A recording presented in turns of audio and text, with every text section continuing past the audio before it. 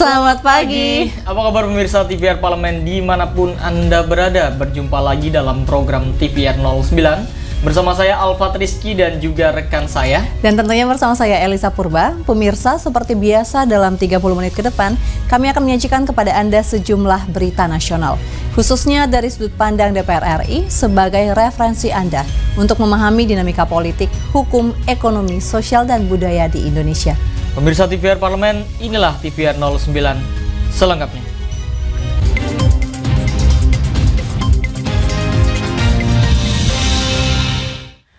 Pemirsa, kita awali TVR 09 pagi ini dengan berita dari Komisi 11 DPR RI yang menilai pemerintah perlu mengatur kebijakan fiskal, moneter, dan upaya stabilisasi guna mengantisipasi lemahnya nilai tukar rupiah terhadap dolar Amerika Serikat. Depresiasi nilai tukar rupiah terhadap dolar semakin melemah. Wakil Ketua Komisi 11 DPR RI menilai pelemahan tersebut merupakan dampak dari kondisi global seperti perang Palestina-Israel, serta belum redanya konflik Rusia-Ukraina. Amir menambahkan, meski terjadi pelemahan rupiah, secara global nilai tukar mata uang rupiah terhadap dolar masih dinyatakan aman dibandingkan mata uang negara lain. Ia meminta pemerintah segera mengantisipasi lemahnya nilai tukar rupiah terhadap dolar Amerika Serikat dengan mengatur kebijakan fiskal, moneter, dan upaya stabilisasi, sehingga kenaikan harga bahan pokok di pasaran tidak semakin tinggi. Ini bukan faktor domestik. Kondisi yang terjadi terhadap rupiah ini adalah faktor global yang saya kira memang harus diantisipasi dengan baik. Kondisi perang antara Israel dan Palestina, kemudian belum selesai juga kemarin Ukraina dengan Rusia, ini betul-betul membuat negara-negara emerging market ini kemudian kehilangan dana atau terjadi outflow ke Amerika, di mana Amerika juga meningkatkan suku bunga. Nah, kita sih berharap mudah-mudahan kerjasama kolaborasi antara pemerintah mengatur fiskal dengan Bank Indonesia yang mengatur moneter ini betul-betul bisa membuat rupiah kembali survive. Dan kondisi ini kita belum tahu kapan bisa berakhir. Meskipun terjadi pelemahan rupiah, Amir berharap target pertumbuhan ekonomi akan tetap tercapai di angka 5% pada akhir tahun 2023. Mario Dandomi, TVR Parlemen, melaporkan. Kita beralih ke Komisi 2 DPR RI pemirsa yang berharap seluruh pihak dapat menjaga situasi kondusif karena pemilu serentak 2024 dinilai memiliki potensi terjadinya konflik yang lebih besar dibanding pemilu-pemilu sebelumnya. Masa kampanye pemilu 2024 berlangsung selama 75 hari, mulai dari tanggal 28 November 2023 sampai 10 Februari 2024. Komisi 2 DPR RI mengajak semua pihak untuk mewujudkan pemilu damai, aman, dan adil. Anggota Komisi 2 DPR RI Aminur Rohman menghimbau peserta pemilu dan penyelenggara pemilu agar menjaga situasi tetap kondusif, karena pemilu 2024 merupakan momen di mana pemilihan presiden, pemilihan legislatif, dan pemilihan kepala daerah dilaksanakan di tahun yang sama. Karena pemilu 2024 ini adalah pemilu yang pertama serentak, ya. Memilih eksekutif dan legislatif secara bersama. Nah, tentu ini sesuatu yang perlu kita cermati. Masyarakat juga siap untuk melaksanakan dan mengikuti. Nah, tentu kita semua berharap suasananya tetap kondusif. Para pihak juga menjaga agar kedamaian dalam pemilu ini tidak merusak persatuan dan kesatuan bangsa. Sebagai penyelenggara pemilu, KPU dan Bawaslu akan menghadapi tekanan dari berbagai pihak. Untuk itu, Wakil Ketua Komisi 2 DPR RI, Yanuar Prihatin, mendorong KPU dan Bawaslu berpegang teguh pada aturan pemilu 2024, serta asas pemilu yang jujur dan adil. Yang penting KPU pegang pada aturan main, penyelenggara pemilu, baik KPU, Bawaslu, pegang rule of law-nya, tata aturan berpemilu. Kenapa harus begitu? Supaya dia memiliki ketahanan mental yang kuat untuk menghadapi serangan dari banyak pihak. Kenapa serangan dari banyak pihak? Namanya juga kandidasi pemilu ya, apalagi ini pileg, pilpres berbarengan, tekanan-tekanan itu pasti ada. Ken dan Temi, TVR Parlemen, melaporkan. Baik pemirsa, sesaat lagi kami akan menghadirkan informasi dari Komisi 1 DPR RI yang mendorong rancangan Undang-Undang Kelautan demi mewujudkan nawacita Indonesia. Usai jeda tetaplah bersama kami di TVR 09.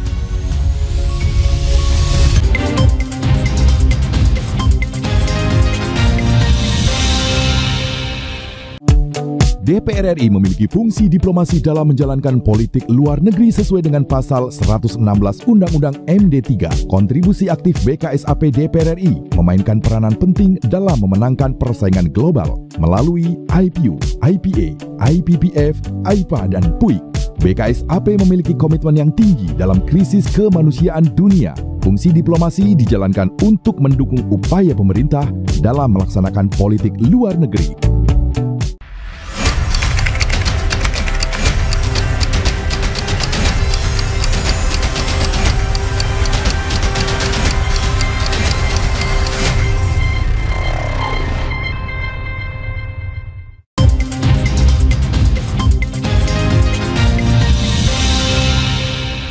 Anda kembali menyaksikan TVR 09. Pemirsa, guna melahirkan Undang-Undang Kelautan yang komprehensif, Komisi 1 DPR RI berharap seluruh komisi terkait di DPR RI dapat berkoordinasi dalam pembahasan rancangan Undang-Undang Kelautan. Wakil Ketua Komisi 1 DPR RI, Utut Adianto, terpilih menjadi pimpinan Panitia Khusus Rancangan Undang-Undang tentang perubahan atas Undang-Undang Nomor 32 Tahun 2014 tentang Kelautan. Utut menyebut perubahan atas undang-undang tersebut dilakukan agar nawacita negara dapat segera terwujud. Nantinya pembahasan rancangan Undang-Undang Kelautan akan melibatkan lintas komisi di DPR RI, yakni Komisi 1 dalam hal kedaulatan, Komisi 4 di bidang kelautan, Komisi 5 di bidang perhubungan, dan Komisi 3 soal penegakan hukum. Dengan melibatkan sejumlah komisi, Utut berharap seluruh aspek dapat terhubung dan melahirkan undang-undang yang komprehensif. Di nawacitanya Presiden Joko Widodo justru kelautan menjadi titik berat, ada tol laut, macam-macam lah. Sesungguhnya potensinya dahsyat. Kalau kelautan ini bisa kita jaga, bisa potensinya multiplier efek. Dan yang paling penting kita jaga undang-undangnya. Undang-undang yang ini apa? Pasti melibatkan Komisi 4, Komisi 5 Perhubungan dalam hal ini Laut, dan Komisi 1 soal kedaulatan dan penegakan hukum ada di 3. Jadi mudah-mudahan 3 aspek itu bisa tersinkronisasi dan dampaknya undang-undang itu yang bagus yang gimana? Yang bisa dijalankan dengan mudah. Lebih lanjut, Utut menegaskan perubahan pada rancangan Undang-Undang Kelautan disebabkan tingginya aktivitas penangkapan ikan secara ilegal di wilayah perairan Indonesia.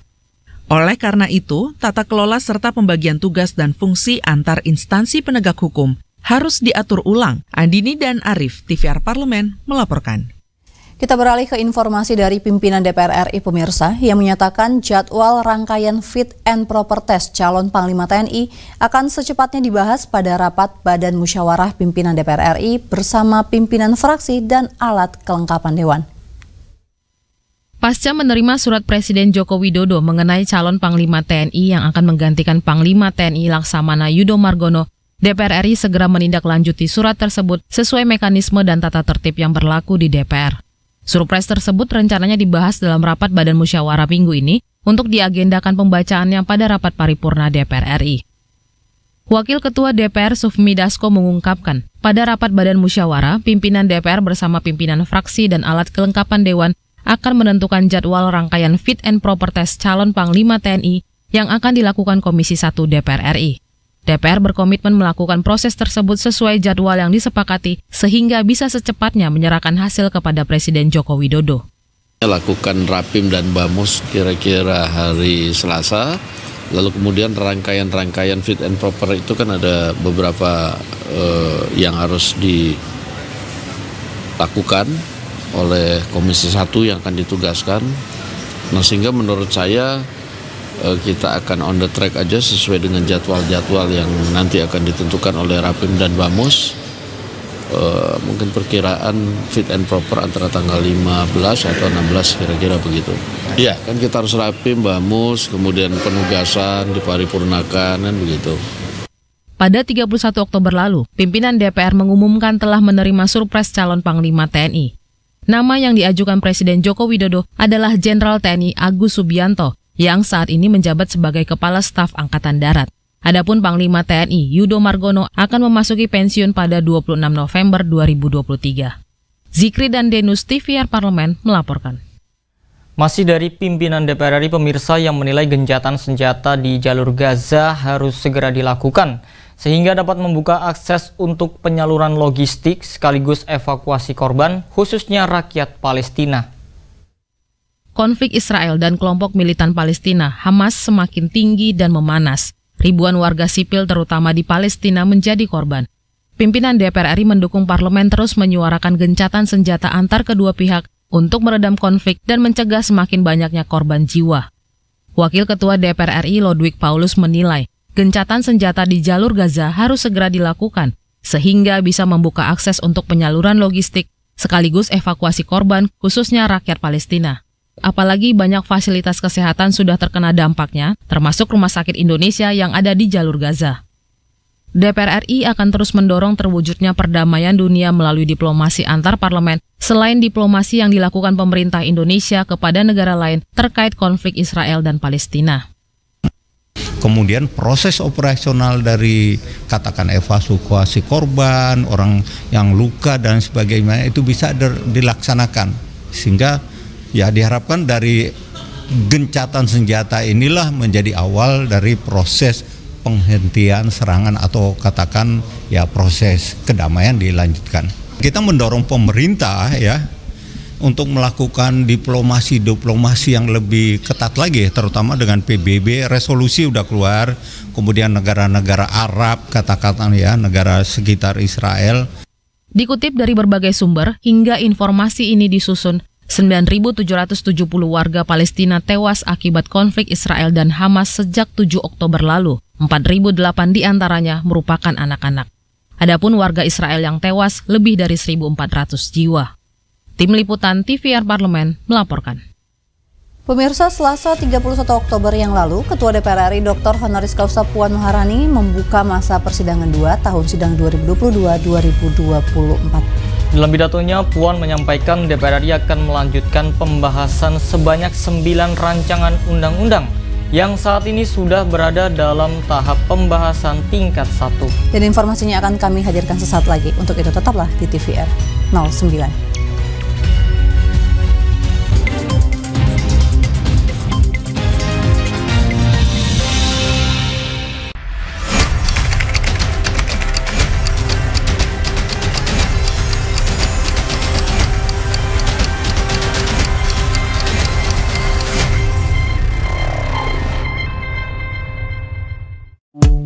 DPR RI memiliki fungsi diplomasi dalam menjalankan politik luar negeri sesuai dengan pasal 116 Undang-Undang MD3. Kontribusi aktif BKSAP DPR RI memainkan peranan penting dalam memenangkan persaingan global melalui IPU, IPA, IPPF, IPA, dan PUIK. BKSAP memiliki komitmen yang tinggi dalam krisis kemanusiaan dunia. Fungsi diplomasi dijalankan untuk mendukung upaya pemerintah dalam melaksanakan politik luar negeri.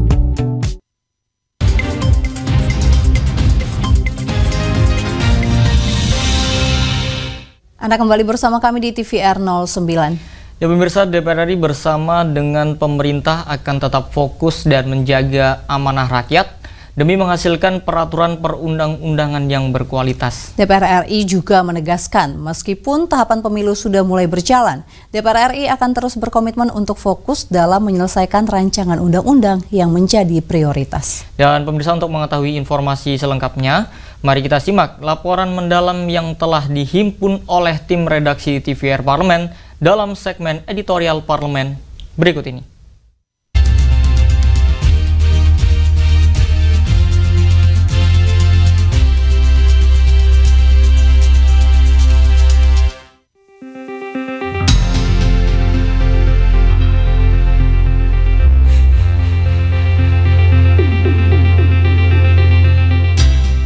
Masa persidangan 2 tahun sidang 2023-2024 telah dibuka. DPR RI kembali menjalankan tugas konstitusional setelah kembali dari kegiatan bersama konstituen di daerah pemilihan masing-masing, mendengarkan aspirasi rakyat, sekaligus menyosialisasikan pelaksanaan fungsi-fungsi DPR RI. Pada masa sidang ini, dalam pelaksanaan fungsi legislasi, DPR RI akan melanjutkan pembahasan sebanyak 9 rancangan undang-undang yang saat ini sudah berada dalam tahap pembahasan tingkat 1. Ketua DPR RI Dr. Honoris Causa Puan Maharani menegaskan, penyelesaian pembahasan undang-undang tidak boleh terganggu dengan agenda pemilu yang sudah semakin dekat. Penyelesaian pembahasan undang-undang tidak boleh terganggu dengan agenda pemilu yang sudah semakin dekat. DPR RI bersama dengan pemerintah akan tetap fokus dan menjaga amanah rakyat demi menghasilkan peraturan perundang-undangan yang berkualitas.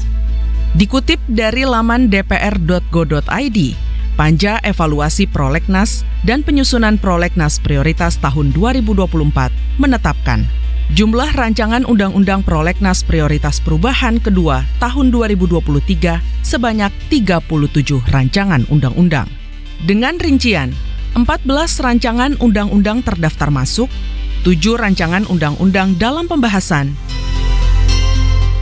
10 rancangan undang-undang dalam penyusunan, 3 rancangan undang-undang dalam harmonisasi, 2 rancangan undang-undang sudah disahkan, yaitu Undang-Undang IKN Nusantara dan Undang-Undang ASN, serta rancangan undang-undang tentang kesejahteraan ibu dan anak yang telah ditetapkan sebagai usul inisiatif DPR RI. Dalam menilai kinerja legislasi, bukan hanya soal berapa undang-undang yang bisa dirampungkan dan disahkan, namun proses pembahasan itu sendiri yang juga harus menjadi bahan penilaian. Suatu rancangan undang-undang apabila telah masuk ke dalam prolegnas, pasti isu-isu terkait rancangan undang-undang tersebut akan menjadi perhatian DPR RI, bahkan sebelum undang-undang tersebut dibahas. Meskipun telah mengacu pada kerangka besar prolegnas setiap tahunnya, perlu diketahui bahwa rancangan undang-undang juga dapat diajukan melalui sistem kumulatif terbuka, sehingga prolegnas tahunan masih memungkinkan untuk berubah.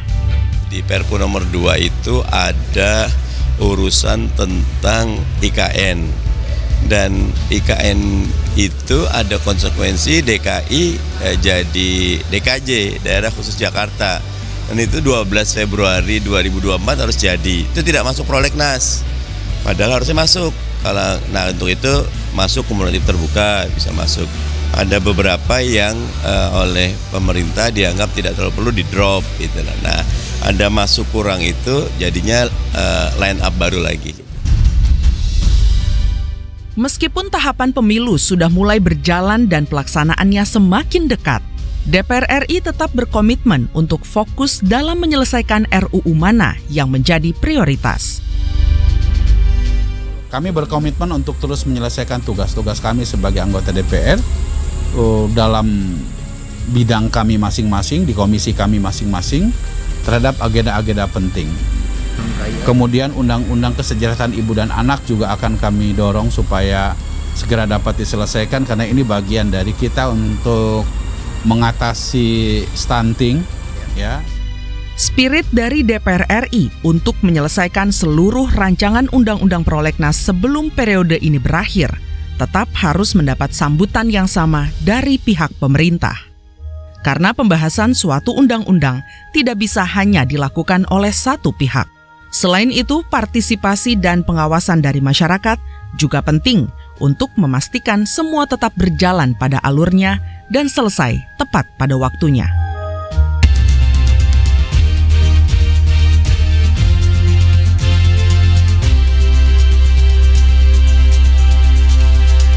Ya Lisa dan juga pemirsa nih, apalagi seperti Lisa dan ibu-ibu dan cewek-cewek ini tentu suka belanja ya. Dan tentunya Batam ini menjadi kota rekomendasi untuk berbelanja, terutama tas. Memang kota Batam ini terkenal sebagai surganya berbelanja ya Alfat, karena memang dia menyajikan banyak barang dengan harga yang terjangkau dan juga lebih murah dibandingkan kota lainnya di Indonesia. Dan seperti apa lokasinya dan seperti apa sih tempat berbelanja di Batam ini?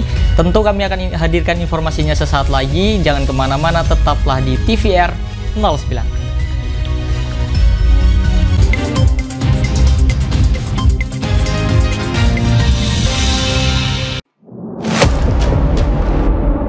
Sini ditambang. Konflik yang terjadi. Warga sini tidak mengizinkan. Masalah yang tersisihkan menjadi kesenjangan sosial. Ya namanya rakyat kecil gak bisa apa-apa, mau komplain juga gak didengar. Sebab apa? Itu menyangkut isi perut kami semua. Bagaimana memutus keterbatasan untuk didengar? Jadi kalau misalnya masyarakat sudah merasa tidak lagi ada yang memperjuangkan aspirasinya, maka masyarakat memang sangat berhak untuk meminta dewan yang mewakili mereka di parlemen. Kami menyusuri batas-batas peristiwa, mengurai berbagai polemik yang terjadi, meluruskan suara-suara marginal, menjadi nyata dalam setiap aspirasi, melaksanakan tugasnya sebagai wakil rakyat. Saksikan Aksi Dewan setiap hari Senin dan Rabu pukul 10.30 waktu Indonesia Barat, hanya di TVR Parlemen.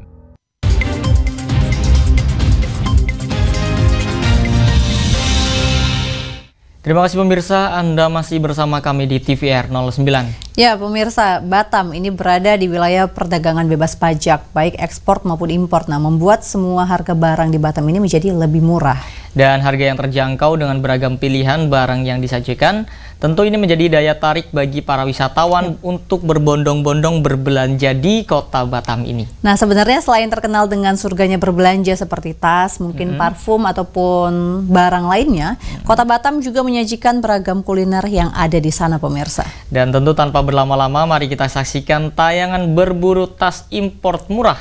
Batam tempatnya pada segmen Intips, informasi dan tips berikut ini.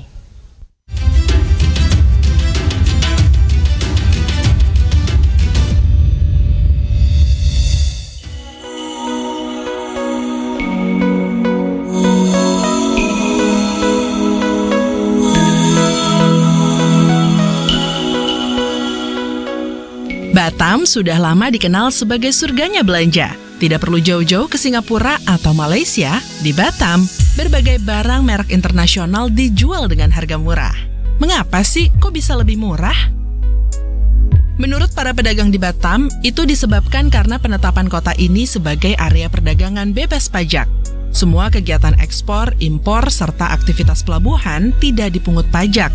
Akibatnya, harga barang lebih murah dibanding kota lainnya di Indonesia. Salah satu kawasan belanja favorit di Batam adalah Nagoya. Di sini dijual rupa-rupa barang pakai seperti sepatu, tas, jam tangan, dan parfum, baik untuk wanita maupun pria. Berbagai macam tas mulai dari tas jinjing, tas ransel, tas sekolah, hingga koper berbagai ukuran semua lengkap dijual di sini. Pemirsa tinggal pilih saja sesuai dengan kebutuhan. Semua harga barang yang dijual di Nagoya bisa ditawar loh. Pemirsa jangan ragu untuk menawar sampai harga yang pantas. Tapi tentunya pemirsa harus tahu perbandingan harga barang tersebut dengan harga jual di Jakarta atau di toko online. Nah, buat pemirsa yang doyan belanja atau tengah menggeluti bisnis online shop, patut banget loh untuk mendatangi kawasan Nagoya Hill Batam. Saya Ibu Nurseha dari Palembang. Jalan-jalan, cucu jalan-jalan. Iya, sambil jalan-jalan ke pantai, sambil belanja, kan lebih murah. Ya. Oh, pakaian, sepatu, ini lagi beli tas. Banyak dan berkualitas. Pasaran ya bisa terjangkau lah dengan kita. Terjangkau gitu. Ya. Kualitasnya lebih bagus. Ini salah satu kegiatan ibu-ibu, pokoknya kalau destinasi itu oleh-oleh nomor 1. Tadi aku udah ke Nagoya.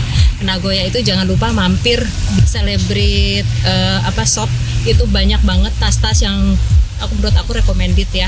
Di situ mantep deh, harga juga lumayan murah ya kalau kita bandingkan di Jakarta. Pokoknya di situ jangan lupa, jangan nggak beli apa-apa. Pokoknya di sini mantep, coklatnya juga mantep ya. Oke.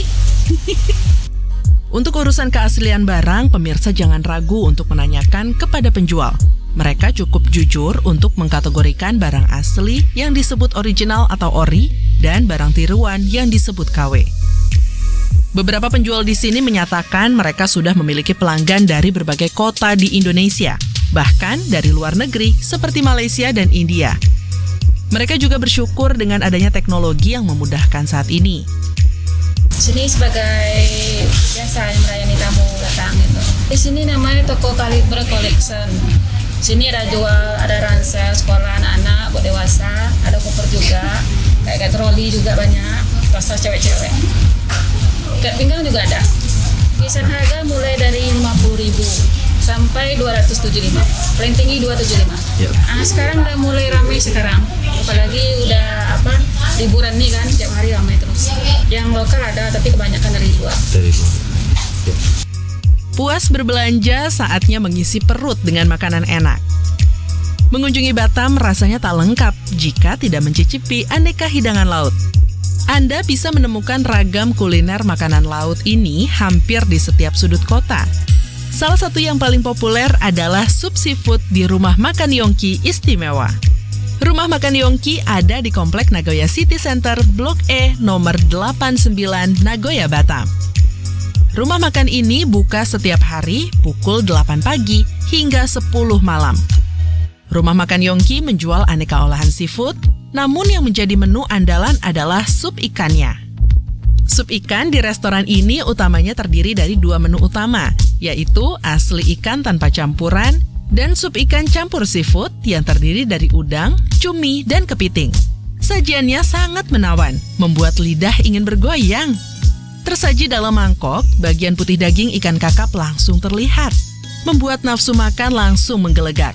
Saat ditaruh di meja dalam keadaan panas, aromanya langsung membuat perut keroncongan. Dicampur dengan kuah yang masih panas mengepul, kesegarannya langsung terasa nih pemirsa.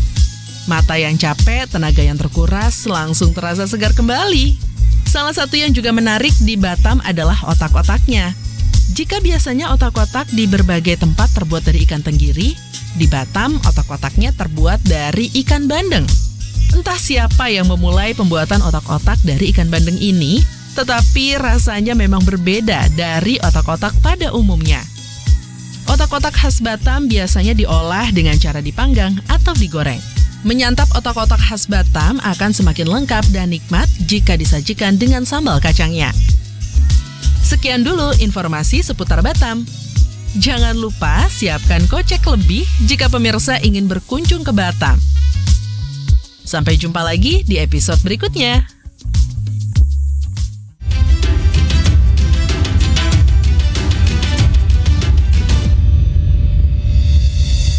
Ya pemirsa, di penghujung acara kami informasikan kepada Anda sejumlah agenda DPR RI pada hari ini, Selasa 7 November 2023. Pada pukul 10 pagi ini, Komisi 9 DPR RI mengadakan rapat kerja dengan Menteri Kesehatan yang membahas terkait dengan program prioritas nasional, perkembangan peraturan pelaksana Undang-Undang Kesehatan, dan isu terkini.